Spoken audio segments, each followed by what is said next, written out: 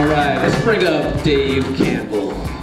One thing that people often want to know about as an artist is how to get their music played on the radio in general, and of course the Current being a hot spot to get your music played on the radio here in the Twin Cities. We have here Dave Campbell, who's had a long time in radio. You want to give a quick background about your getting started in radio? When did you start radio? What's your history? 1997 was when I first started over on a local show called Homegrown on KQRS. At the time it was at 2 a.m. on KQRS. It was a real priority for them. Then we moved over to Drive, which is probably a more appropriate place, but we had a lot less listeners. And at Drive, we were, I think, at 10 p.m.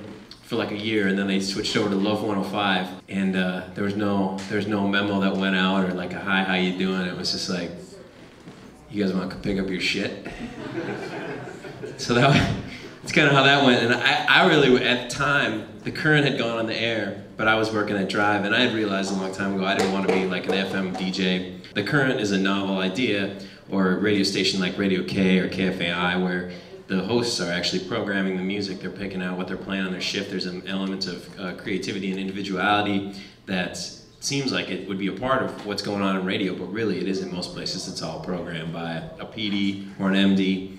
And so I had really kind of given up on the idea that I'd ever have a job in radio, and it was just like a hobby, something I was passionate about. I didn't get paid for it, but I love music. I love the community here, and so it was always something that was important to me. You kind of mentioned a little bit there. You kind of touched on that about how stations create a playlist. You want to talk about the Current specifically? How does music get picked to be played on the Current? How does that playlist get put together? There's sort of two different things. There's the selection process, and then there's the programming of the actual station. The selection process is simply like, you can imagine what it looks like. It's a bunch of people with desks with piles and piles of CDs. There's CDs everywhere. There's compact discs everywhere. You just gotta go through it. The fun part about that is that there's an element of discovery in it.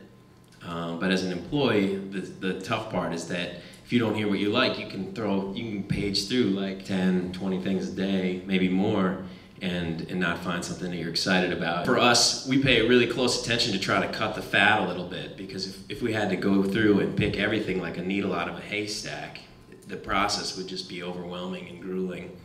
So we do a lot of reading. You pay attention to blogs, you pay attention to what your friends are saying, identify people on the Current staff who know more about hip-hop than I do, and when they tell me to listen to something, I pay close attention. There becomes this game of telephone that goes around, and if you're lucky enough to sort of be one of the things that people are talking about, then you can gain entrance to airplay, and generally, kind of across the board, people all of a sudden start writing. Everyone starts writing about it, everyone starts playing it. With the local show, it's a sort of a smaller version of that. We take everything, we meet once a week, we take everything that comes in the mail, we divvy it up.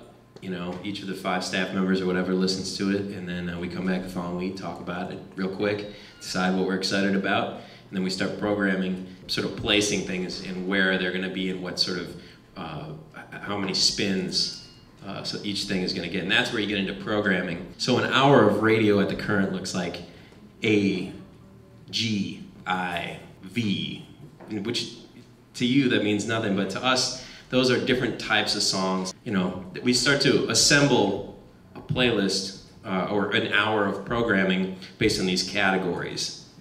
And there's a local category. There's actually 4 different local categories. When we first started, it was literally a free-for-all. It was like people brought in 30-count boxes of CDs from their house and just played whatever they wanted. So when we started programming it a little bit more like a traditional FM station, like a commercial FM station, we started doing that. The casual listener, it became a little bit more familiar and easy for them to identify with what was going on there. So that's loosely how it's programmed too, I guess.